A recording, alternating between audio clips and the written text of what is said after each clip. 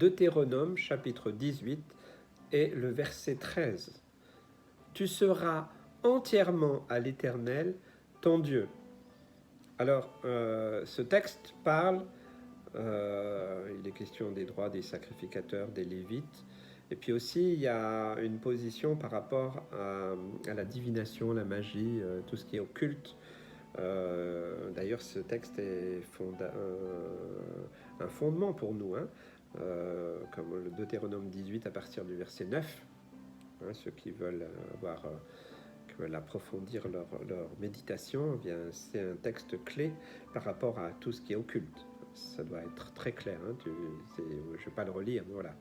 Et simplement, le verset 13 résume en fait tout ça.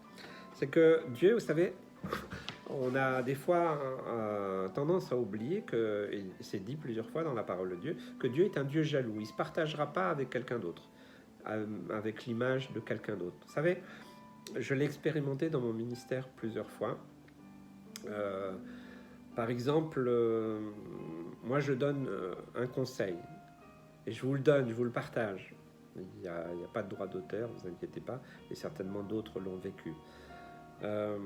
Voilà ce que je vous propose, ce que je propose à plusieurs personnes depuis des années. Prenez la parole de Dieu, vous l'ouvrez. Alors si vous ne savez pas quoi lire, ben, lisez entre le psaume 21 et le psaume 33. Voilà, lisez à haute voix. Est-ce que vous pouvez lire la parole de Dieu dans votre maison à haute voix, dans chaque pièce, dans chaque lieu qui vous appartient? Pas seulement lire à haute voix la parole de Dieu, mais est-ce que vous pouvez louer le Seigneur dans chaque pièce? Est-ce que vous pouvez prier dans chaque pièce? Si vous pouvez, alors c'est formidable, votre maison est consacrée à Dieu. Je vous invite à le faire quand vous rentrez dans une nouvelle maison. Je dis toujours prier dans chaque pièce, louer le Seigneur, consacrer la maison au Seigneur afin que voilà, tout ce qui a pu se passer dans la maison eh bien, soit...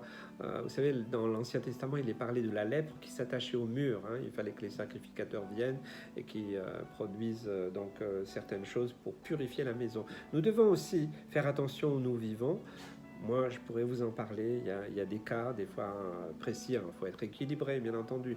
Mais simplement, voilà, j'ai pu le vivre. Donc, priez à haute voix, louez à haute voix et lisez la parole de Dieu à haute voix. Si vous pouvez lire partout, prier partout, il n'y a pas de souci. Voilà, vous inquiétez pas.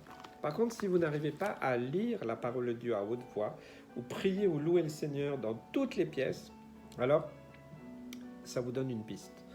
C'est qu'il y a quelque chose qui empêche ça. Alors voilà, je peux vous assurer, par expérience, j'ai eu beaucoup de retours, mais c'est bizarre, oui, ça fonctionne. J'arrive pas à lire dans telle pièce. Ok, je dis, ben, dans ce cas-là, faites-en un sujet de prière, priez, demandez au Seigneur qui vous révèle, qu'est-ce qui se passe. Ok.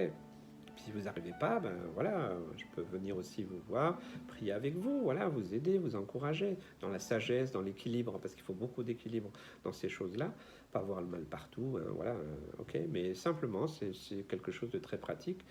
Et des fois, en allant voir, parce que les gens, bah non, je vois pas, pasteur, je sais pas, des fois il y avait la représentation de faux dieux, des bouddhas, des statuettes, des objets d'idolâtrie de certaines religions, des masques africains. J'ai vécu tout ça, des choses particulières. Et moi, j'ai simplement dit, écoutez, c'est la représentation de faux dieux. Dieu ne se partage pas. Dieu est un Dieu jaloux. Il veut que vous soyez totalement consacrés à l'Éternel. C'est ce que ce texte nous dit. Tu seras entièrement à l'Éternel, ton Dieu. Entièrement, c'est pas seulement nous, mais c'est aussi notre maison. Et certains l'oublient. Dieu ne va pas se partager, l'Esprit de Dieu ne va pas se partager avec des faux dieux, des fausses religions, et j'en passe. C'est quelque chose de très pratique, ce que je vous dis. Mais combien j'ai pu le voir, l'expérimenter toutes ces années, c'est pas un système, voilà, il faut rester basé sur la parole de Dieu, mais voilà, je vous donne simplement cette piste. Et alors, quand la personne se débarrasse, alors des fois c'est compliqué parce que oui, mais ça c'est un cadeau. Des fois c'est compliqué. Moi, je m'en mêle pas. Je dis c'est à vous de voir ce que vous voulez faire. Ok.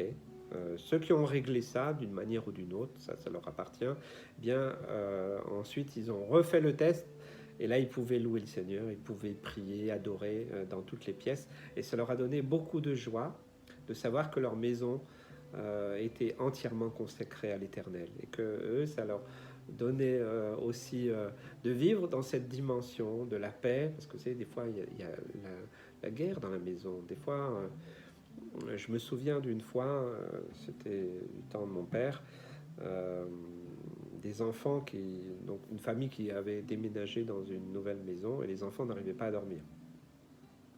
Cauchemar, bon, voilà, on essayait de trouver des raisons, le changement et tout ça, ok, rien.